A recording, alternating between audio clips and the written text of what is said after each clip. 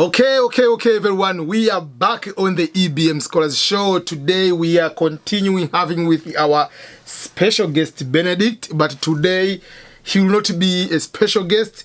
He will be someone doing some sort of interview. So for those who do not know, Benedikt is my son. He is 8 years old, going to be 9 years old in February. In February, right? Yeah, the 10th. Okay, so in February 10th, he's going to be 9 years old. So he has some few questions he wants to ask me. So here is the time. We are all here just trying to figure out what question he has to his father, and I'll try my best to answer those kind of questions. So, young boy, it's your floor.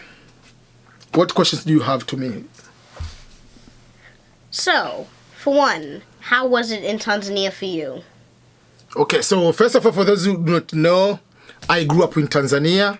As you can see at the back over there, we have Tanzanian flag, and I live is over there. At the, well, there's also a little giraffe. Yeah. So I grew up in Africa, in Tanzania in particular. So now I live here in the US with my family. So Benedikt wants to know how my life was growing up in Africa. Yeah. That is interesting questions because there are two things. There is growing up in Africa and there is the matter of time. How I grew up is a little bit still different from the current kids growing up in Tanzania right now. Yeah. So that is number one. And then there is general growing up in Africa. So I don't know which one should I start with. Okay. I can start with the time I was growing up in Africa. It's a little bit different if you compare current life you live here. Even like now, we have so many big apartments in Tanzania or in many urban countries in Africa, which while we are growing up, that was not the case. You can just go to play with the neighbors. You can go 10 miles to go to play soccer with other kids. And it was not a big deal as long as you come at home at the right time you're supposed to come back. Yeah, at curfew. Yes, you have a kind of curfew, you have to come back. But so it was more outdoor life. There was no electronic. Yeah. Like cell phone, whatever, internet, we didn't have that. Definitely it's just not. Playing soccer full time, going to school all the time, breaks is just playing all the time. That was the kind of life. At school or outdoor in general. At home, it was 100% discipline. Not like here you can just go away with so many things and but over there it was a little bit discipline, and the discipline was beyond just at your house. If you go outside, you do a mistake, a neighbor, someone walking around can just discipline you because you are not just a child to your parents, you are a product of that particular society, that particular community. So people were responsible with your behavior. So if you do something wrong, someone walking around can stop you and bring you back to your parents, and your parents can punish you. So growing up there was a sense of a family. There was a sense of being responsible for your action all the time, not just you are responsible to your parents. So that was a little bit different. Another thing, growing up in Africa, here right now, even like now in Tanzania, it's just like, but still, over there, we had one opportunity, one shot of life. Like I'm giving example. It's not like here, I'm giving example. You can say, oh, I want to go to become a plumber. Next day, I want to become salesman. You just like, this is the life. Yeah, you pick one. Yes, because, and sometimes you don't pick. The system picks you or whatever. What I mean by system is just like, you have to study, number one. Yeah. But your parents can say you are going to be a doctor. I'm giving example. You have to be a doctor. Yeah. But not like you have so much options, like kind of that. For me, there are certain things it was a bit different because I'm number 11. So most of my brothers, they have done certain things. So to do those decisions was easier if I take things which are related to their path. Was kind of easy. Yeah, because you have a ton of siblings. Yes. I don't know whether I answered it correctly, but the time has changed. Like right now, the kids, they behave differently, more like some like Western. They have electronic, they have the same exposure. There is English medium schools. There is people going to the private school, like you pay a lot of money. Back in my time, The people who go to private school are the people who didn't get good grades. Public school was the best thing. Like, so life has changed, but now people go to the private school, English speaking. There are some kids do not know even Swahili in Tanzania. They only speak English, which is strange. That's really funny because you grow up in a country that speaks a different language, but you don't know that language. Yep. Which is very challenging, but for some people they think that it's cool, is a status, like my kids speak English. So now like English is becoming like a language of, I don't know, people they take like is higher status than just the communication language. So that is a problem. But while we were studying back in the time, English was just a language. Yes, you have to know English, you have to pass, but it was not like this a prestige. Like now you have to take someone to the private school, make sure that they just become like, if they speak very good English, even if they get poor in classes, some parents they're happy with that because my son or my daughter can speak good English. Yeah. So it's sad in my opinion. Yeah, but I speak very good English, so because it's your language. Yeah, I'm born here. Yes. Yeah, so I would get good grades too. But you get, if you go there, you get poor grades in Swahili. Yeah. What? If you go in Tanzania and you study Swahili subject, you'll get poor grades because it's not your language. Oh, yeah. Oh, yeah. Yeah. Yeah, now do you think about that? Yeah, I don't. Yeah. Okay. Let's go to another question. Another question you want to ask? Was it easy for you to transfer to America? Coming from Tanzania, starting life here? Yeah. It wasn't easy, my man. Yeah, it wasn't easy in the sense that you are completely changing your lifestyle. Number one, you grew up, most of the African countries didn't have American exposure. You are either, for instance, if you're West African, colonized by French, you are more French influenced. Yeah, you learn French. Yes, some they learn French, they do not know English. But for Tanzania, most of East African, we studied English. Yeah, English because British, British people came. Yes, and colonized. West Africa was most of the West Africans. Yeah, West Africa, the French came. Yes, but there are few West African. They are English. But for instance, Ghana was colonized by Britain, so they speak English. But most of the West Africa, excuse me, is the French. So number one is that. But so you come here with your British. You're African, but you have British background. Just simple things you cannot see as a big deal. For instance, how you turn on and off the light. Here, when you put up, you are turning on. Mm-hmm. If you put down, you are turning off. But if in Africa, it's upside down. Yeah. So if you go down, that means you are turning on. Yeah. You go up, turning off. So it's just a simple thing. They change that.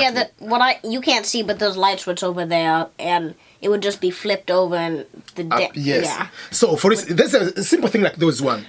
You come here, you use, I just bought 2 gallons of milk, or 1 gallon of, I bought 2 gallons of gas. But the word gas is different from the word gas in Africa. Gas is for cooking. That is gas. The one you put in the car is not gas. That is petrol or diesel. Oh, yeah, no. So it's a specific, is oil, not gas.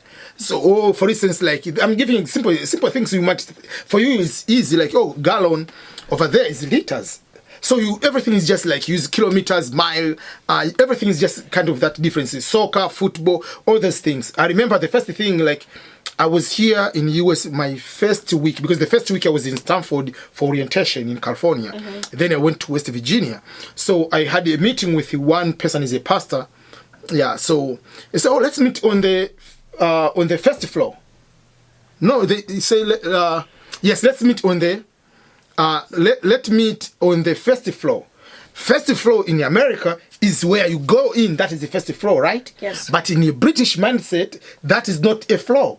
That is a ground floor, is not counted as the first floor. First floor in a British mindset is the second one in America. This is a ground floor, this is first floor. So I went to there. So where are you? I'm on the first floor, and he said he's in the first floor. So simple like those ones. So it takes time a little bit to start with a simple vocabulary, just to be in the same. Yeah, the vocabulary you have to adjust. Secondly, it comes again in the speaking. We still have African accent. You come here, you are 25 years, you are 30 years old, you have accent, and you see people are talking American English, it's just like sometimes, okay, these people do, like, are they rapping? Do they do like hip hop? Like, it's just like you cannot. So it takes time to be comfortable to understand someone without paying attention. Like, sometimes you don't need to look someone in the eyes when he's talking to understand. But now you can be even sleeping, you can talk to someone while you're sleeping because you get used to. So that is something else. Even like now, when I'm looking for jobs, if I look for a job, I'm not going to take a job into customer service talking on the phone because someone with my accent cannot understand it sometimes. And it might, has a right, he has never been exposed to African accent. So sometimes you might get upset. So there are certain challenges of that nature. You come here, you have experience from Africa. Work experience. You come here, it doesn't matter sometimes because they want you to have experience here. So instead of starting as a professional, you start like doing like normal jobs, cooking, normal jobs in the restaurant, normal jobs washing dishes, normal jobs in the warehouse. But still in your country, you could start as a manager. So you see, like, there is that kind of difficult part you are going to face. Another thing which was not easy here is, for instance, the issue of credit score, credit card. We do not know that concept. We don't have that concept in many countries in Africa, if not all African countries. Then you are here, computing is different life. Yeah. You have to learn every single thing which are basic. While someone who is born here in America, those are normal things. So it wasn't easy. But the good thing about our life in Africa, it has prepared us to this kind of difficulties. It has created us to be strong because life there is tough. So if life is tough, if you come to here, yes, there are some challenges, but life here is a little bit softer. So you can even work at, let's say, for instance, at Walmart, sitting there, you are just clicking, like if someone comes there and each hour you get $8, $10. So someone from Africa, you can just don't get bored, you just can work 2 or 3 jobs per day. Yeah. So that is the other thing. So our life, yes, it has a lot of difficulties, but those kind of challenges have prepared us to win here in America. As long as you don't get in trouble, you are good to go. Yeah, you're fine. Yeah. Any other question? 2 more. Yes. What was it like for you in chef school? Okay. Yes, for those who do not know, I'm certified chef in America. So he is asking what was it experience-wise as a chef. So for me, it wasn't a difficult part because when I was growing up at our house, in my home, we are 13 children, 7 girls, 6 boys. So, but my parents raised us in the sense that there was no, this is the job for a woman, this is the job for a man. Many people in Africa, there are certain job description like this a boy cannot do while you're growing up. For instance, here, I mean, like you find like washing dishes, men cannot do that. Cooking cannot do that. Do this cannot do that. But women can do that. But that's how many families they are there, even up now in Africa. But my parents and some few parents, they don't care whether you're a boy or a girl. You do everything. You can know how to cook. You have to know how to wash this, and you have to get a job description. That's why here I cannot tell you this is a job for a woman. This no washing dishes. Everybody washes dishes. Yeah, you can't. Cooking, we are cooking. All we are cooking together. Because so those are the things. So for me, I knew how to cook most of the food. So the challenge would be like how to trust the process that, okay, use 2 tablespoons, do for 5 minutes, those kind of things. Because we cook everything we do by measurement, do is in my head. Just by looking, oh, this water is enough. No. But now, when you are in chef school, you have to trust the process. You have to trust the measurements. Yeah, it has to be precise or it's not going to work. Yes, the purpose is, it can work, but the purpose is, if let's say you are making, let's say... banana bread. The point is the person is testing the banana bread number 1 and the person coming to test later, they need to have exactly the same test. So you have to use, if they say use it 5 minutes, use it 5 minutes. 2 tablespoons of sugar, 2 tablespoons. Don't play smart and put 3 tablespoons. So that it's easier part, but it is difficult because your entire life, it was just basing not on trusting the process, trusting the measurements. You are using your head as measurement. So that was the challenge, but it's okay. And I know the chefs like your food. Yep. I'm professional. That's why whenever we do barbecue, whatever something, I prefer you and Claire to help on cooking. Partly is, it is good when you learn from child growing up. It becomes easier to cook most of the food. Okay? Your last question? How was it for you in university? University? Yeah, it was one among the great moments studying over there, and there are some challenges. I studied political science, public administration, and a little bit of language studies as minor. University of Dar es Salaam, you were there when we went there where Baba Mkubwa, my brother, works. We went to his office. Also, I didn't know you studied political science. Yeah. Oh, yeah, you can also be a lawyer. Yeah, if I want to, I can do law school here. You have to have political science or another one you can to have be a lawyer. Yeah, you can do another degree, and then in US, you must have, yeah. So, that is number one. So, while I was studying there, it was good in the sense that, for me, the easier part is my brothers, my sisters, most of them, they had masters, PhD at that time. No one was at PhD, we were having masters. So it was easier to see some from my family, they did that path. So that was the easier part to know that, okay, these things are there. The challenge was, you go in Africa, sometimes what makes the subject difficult is not the subject itself, but it is the professor what makes the difficult. Yeah, the professor tells you what you do. Yes, so for instance, a professor can come there on the first day and say, okay, this is maybe development studies 110. While I was studying this class back in 1975, I was the only person who got B+, or the only person who got A. So no one is supposed to get A because I'm the only last guy. So for that case, no matter how much you do, you're not going to get A. So sometimes grades are predetermined. That's one of the challenge. The other challenge is you can be in the class for 500 people in one room. But in America, you can't. No, yes. Yeah, you can't. Most of the class, there will be 20 people. Very few can go 30, but it's a minimum decent number. So those are some of the challenges. We didn't have enough books. And if most of the books, they're a little bit older. Books is not like here you can have access to the newer books, things of that nature. The library you can have electronic. Nowadays, some of the libraries, they have electronic access. They didn't have much of the internet like right now. Yeah. When I was finishing my bachelor degree is when like internet started to spread in 2008. But advantage is we had the opportunity to go to the library and really study the actual books. Yeah. So that's why it helped for me. Like now, I can read any book. I can be able to be analytical because I took opportunity to study a lot of books. But also, while I was studying, I took the opportunity to be going to work, teaching out of high school. Like when you're a university student, teaching, doing volunteering, so to get more work experience as a student. Yeah, and you get paid.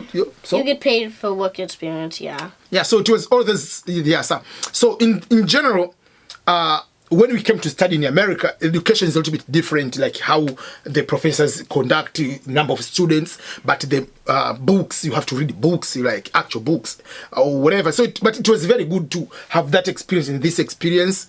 At the beginning, it's a challenge, but now it's perfect. Yeah, so that is, I can simply say it was a great experience But for now, it becomes a little bit easier because more education is more put like westernized, more access, more online libraries, things of that nature. So students have more opportunities right now compared to the back while I was doing my degree. Yeah, so. Okay, so those are some of the questions, and for more questioning, if he has, we'll just do another video, but we wanted just to have those kind of the questions, and we end up here for now. So thank you for your questions, and maybe you can have part 2 of this one if you have further questions to ask me. And for you, if you have questions, you want to know something about me or about anything, where should you put it in the comment below, right? Yep. And what we're going to do, we'll go through the comments and we'll be able to answer those kind of questions. Yep. So thank you so much. I appreciate. And remember to subscribe before you go. Goodbye, everyone. Say bye-bye to everyone. Bye.